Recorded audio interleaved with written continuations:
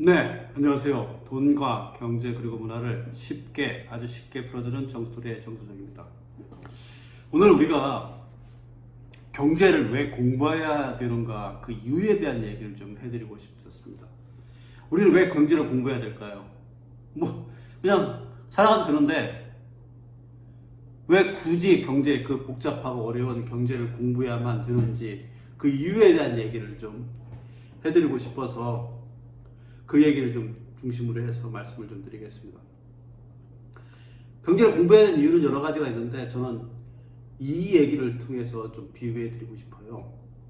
우리가 그 15, 16, 17세기 이제 그 유럽에서 대항해 시대가 있잖아요. 대항해 시대 때 그 보통 이제 그 돛을 단 배를 가지고서 그 무서운 바다로 나아가는데 이때 가장 필요한 게 나침반과 항해술이에요. 그러니까 나침반과 항해술을 가지고서 보통 이제 나가게 되는데 그럴 때 이제 보통 나가면서 가장 신경 쓰는 게 뭐냐면요. 제발 태풍을 만나지 않았으면 좋겠다.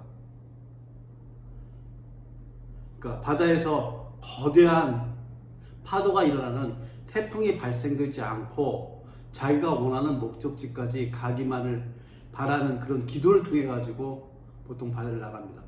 그러니까 항해술과 나침반만 가지고는 그 위험한 바다를 건너가는데 한계가 있다는 거죠. 이 경제 얘기를 할 때면 이 얘기가 똑같습니다.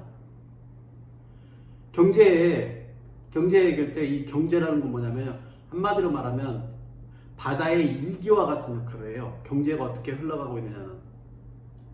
거기서 개인이 가계 주체들이 어떠한 소득 전략, 지출 전략, 저축 전략을 해가지고 경제 활동을 잘 한다 하더라도 사실은 이 바다가, 경제라는 이 바다가 한번 거대한 파도가 일게 되면, 거대한 폭풍에 의해서 파도가 일게 되면 다 무너지게 되는 이런 일들이 벌어지게 됩니다. 그래서 경제를 배운다는 건 뭐냐면요. 이 파도가 어떻게 치는가, 경계의 파도가 어떻게 일고 어떻게 치는가에 대한 기본적인 흐름들을 이해하면은 이 부분에 대한 것들을 이해를 할 수 있게 되겠죠. 그래서 경제를 배우는 첫 번째 이유는 뭐냐면요.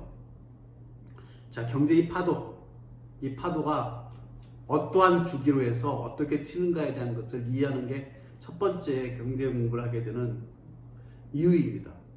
이 이유를 알고 있을 때 개인은 이 경제 활동을 통해서 최소한 부자의 반열까지 못 올라간다 하더라도 이 바닥인 가난하게는 살아가진 않게 된다는 것을 말씀을 드리고 싶습니다. 그러니까 경제 이 파고가 어떻게 흘러가는가를 이해하기 위해서 경제를 공부하는 겁니다. 그래서 경제에 보통 지표들은 5가지의 지표들로 그 경제를 갖다가 어떻게 흘러가고 있는 걸 파악하잖아요. 그 가장 중요한 게 뭡니까? 경제 성장률이잖아요. 그래서 GDP를 해서 GDP가 성장하고 있을 때는 경제 호황이라고 그러고 GDP가 계속 떨어져가지고 바닥을 치고 있으면 바닥에서 이제 마이너스까지 가게 되면 이걸 바로 불황이라고 하잖아요.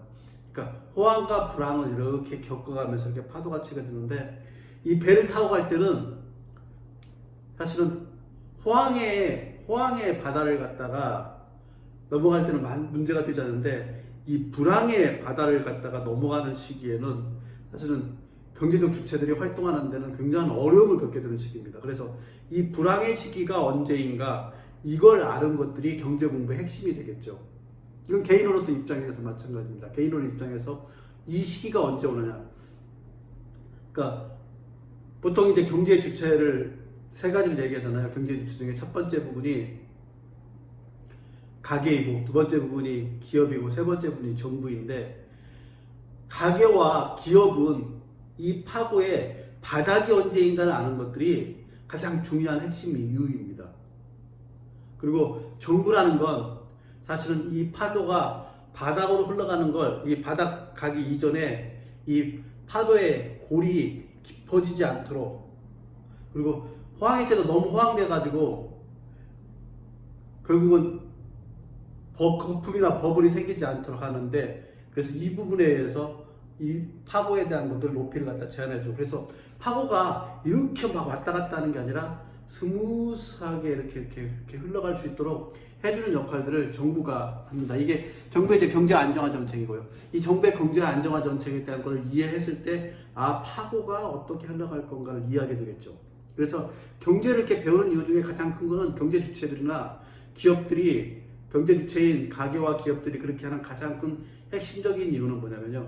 이 경제 순환의 이 사이클의 파고가 깊게 벌어지지 않고, 깊게 혹시 벌어질 수 있는 상황이 다가오면 그걸 어떻게 대비할 건가를 갖다 이해할 때 비로소 경제의 그 파고를 갖다가 대비할 수 있는 경제적인 능력들이 안에서 쌓이게 되는 겁니다.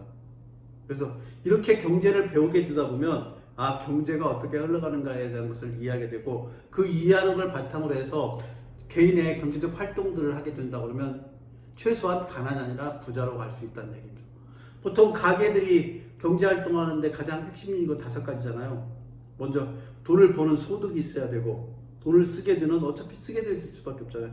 쓰게 되는 지출이 있고, 그러니까 벌고 쓰는 것들이 사이에 있는 금액들을 갖다가 돈을 갖다 모아가는 저축을 해야 되고요. 이렇게 해서 모아서 기본적인 종잣돈을 만들게 되면 이 종잣돈에다가 다른 사람한테 돈을 빌려서 빌린 돈을 해서 목돈을 만들어서 이 목돈까지 투자해서, 이렇게 투자했을 경우에 투자의 성공률이, 투자의 위험도가 낮추면서 성공할 수 있게 되겠죠. 이런 사이클을 갖다가 타가려고 그러면, 자, 지금 현재 파고가 어떻게 흘러가고 있느냐. 대부분의 경우에는 경제 파고의 흐름을 올라갈 때, 이때 보통 투자를 하게 되고, 내리막을 들어갈 때는 투자에 대한 것들을 멈추고 다시 기본적인 생활, 소득과 지출과 저축에 대한 그 가장 기본적인 경제 활동을 통해 가지고 현금을 확보하는 형태가 나아가고, 이렇게 각각의 경제 순환의 이 파고를 제대로 이해하고 있어야만이 이 사람이 투자에 성공할 수 있다는 얘기죠. 그래서 경제 활동의 주체는 가게는 반드시 거시경제, 이 파고가 경제 순환이 어떻게 이루어지는가를 명확하게 알고 있어야만이, 그 가능성, 그걸 알고서 대비해야만이 실제로 가난보다는 부자로 갈 확률이 높아진다는 겁니다. 그래서 보통 경제학자들은 그 경제 주체들을 이 나무라고 비유하고요. 이 경제라는 큰 생태계를 보통 숲이라고 비유해요. 그래서 숲과 나무를 절절하게 이해하고 있는 사람만이 이 경제 생태계인 이 숲에서 잘 자라는 나무를 스스로 만들고 나무가 될 수 있다. 이 얘기를 좀 드리고 싶은 겁니다. 이렇게 경제라는 걸 이해하는 사람들이 결국은 이 경제에 있는 생태계 내에서 살아가면서 결국은 성공할 수 있는 것이죠. 그래서 경제에 대한 공부는 현대 자본주의 사회에서는 필수라는 거, 이거 꼭 명심하시고요. 꼭 경제 공부를 하시기를 바랍니다. 네, 지금까지 돈과 경제 그리고 문화를 아주 쉽게